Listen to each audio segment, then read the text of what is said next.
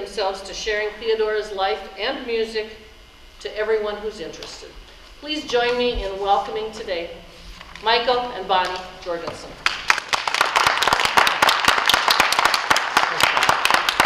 The year is 1904. Theodora Cormontan is 64 years old. She lives in Hanscom, Minnesota, not too far west from here in south central Minnesota. She's planning, though, to move back to Medelia. It's nearby. She is a music teacher. She performs professionally as a pianist, and probably early morning and late at night, she's also a music composer. I think it kept her very busy.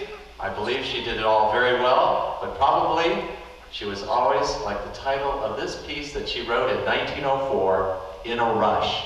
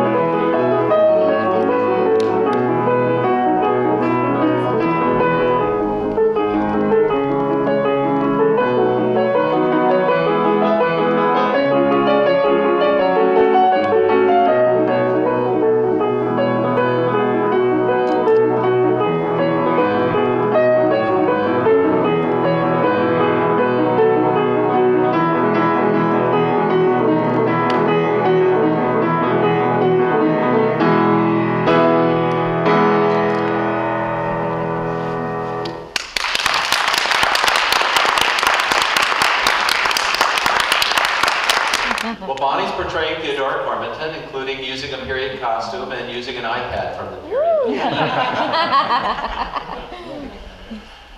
Up until 2011, we had never heard of Theodora Cormontan, but then some good friends in St. Peter gave us a few boxes of music that had been in the family for a few generations. We gladly accepted. And in the middle of one of those boxes, we found over 150 handwritten manuscripts by this Norwegian-American composer. We did research and found out more about her, and we just fell in love with her music, and were intrigued by her life story, and now we're glad to share it in places like Spring Grove. We'd like you to hear a couple pieces now where she was influenced, we're sure, by Edvard Grieg and by what was going on in the latter half of the 19th century in Norway. She wanted to capture the folk music. It had a nationalistic flavor. So let's see in this next piece if you can hear the shepherd's play.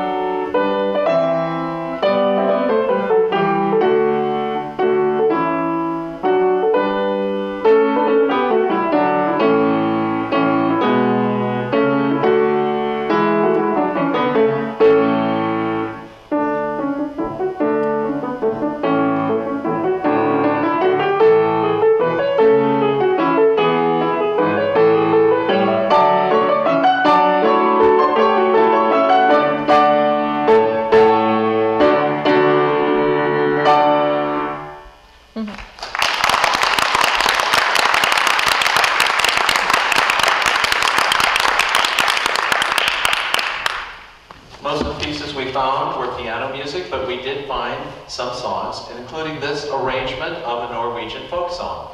We understand that the text is particularly interesting because the Norwegian written language was still evolving in the latter part of the 19th century, so she sounded this out phonetically.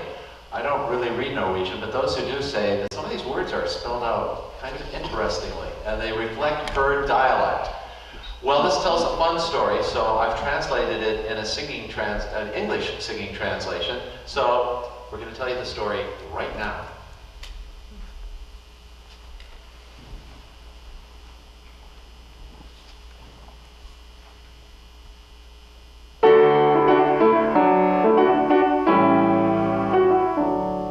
I know a little maiden, and I know her pretty well. I know a little maiden in the forest, with rosy cheeks and eyes of blue, with gentle hands and dainty feet.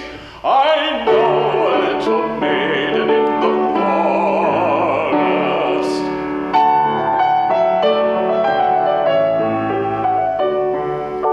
Where flowers blossom near a pool that's deep within the woods, where thrushes sing romantic songs at evening, there stood a very friendly girl, a friendly, happy, smiling girl, because she saw a man who's dark and handsome.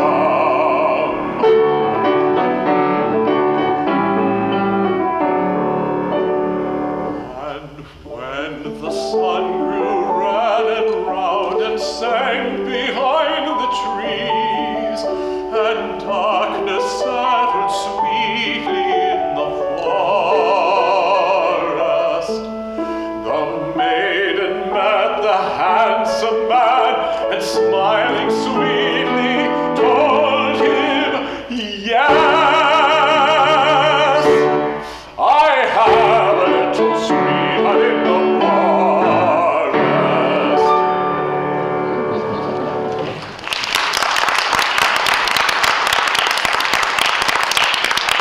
Well, here's a picture of Norway, and Theodora was born in 1840 in Weidstad, which is about there.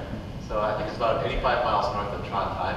But then when she was 7 years old, her father, who was a clergyman with the Church of Norway, was called to the Trinity Church down in Arendal in Asker. So they made the trip down to Arendal, and that's where she would live for the next 40 years. So that was home. This is how the church looked in the mid-19th century when he was there.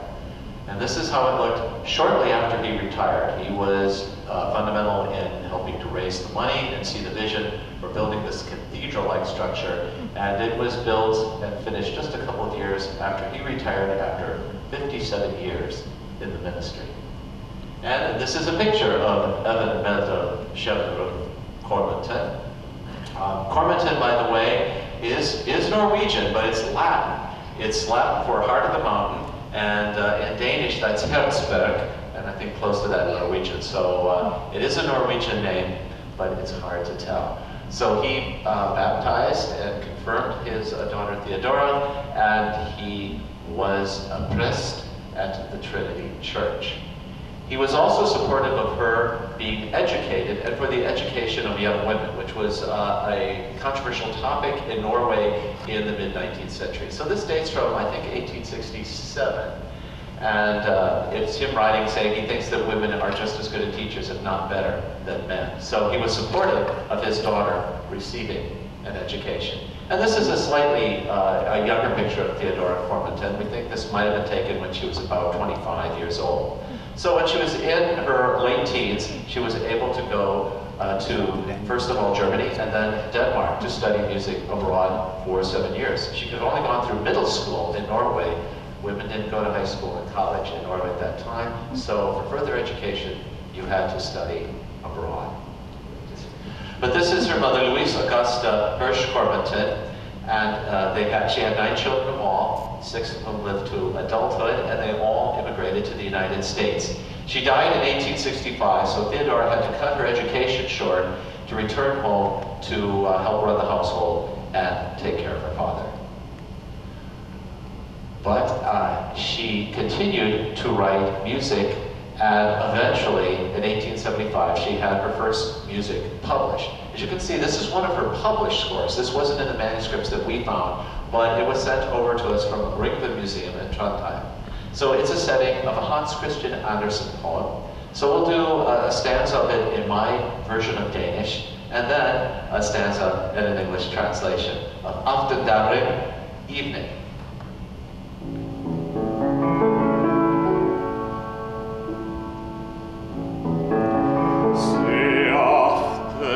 Så stille, og himlen så blå. De sover alle blomster, og alle fylles små. De nikker, de drømmer, for skire der lys. En verden jo selv i det minste bryst.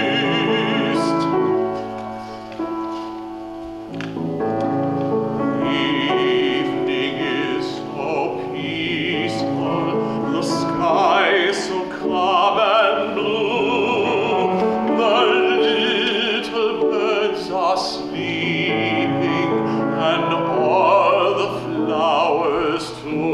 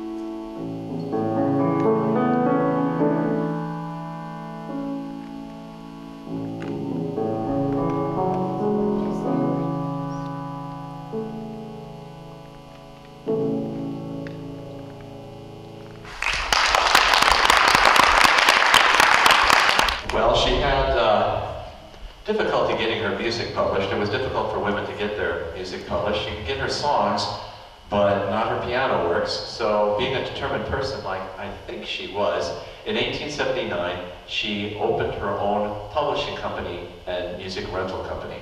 The first woman in Norway to start her own music publishing company. And it ran successfully for several years. And this is one of the index cards from her publishing company in Arendal. I think she planned to publish this piece. She assigned it an opus number. She was able to publish a number of her piano works between 1879 and 1886. This one didn't make it. It's opus 40, and you can kind of see, it says opus 40, we can see her name, and we can see it was written in 1880, and we think it was marked Allegro, but the le is missing, and just the gro is left.